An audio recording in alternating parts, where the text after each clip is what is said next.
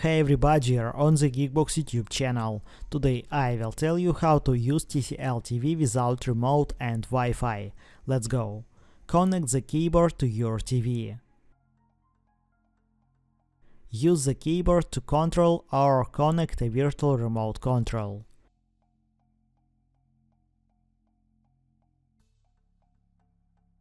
Open Settings, Network, Wireless. Turn on hotspot on your phone.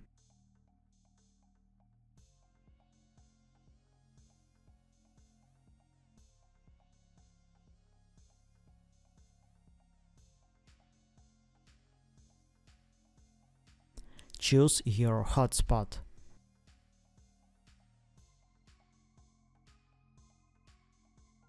Enter hotspot password. Open Roku app. Choose your TCL TV. Done. That's it. Now we know how to use TCL TV without remote and Wi-Fi. Thanks for watching. Please like and subscribe to the channel. Good luck and see you soon.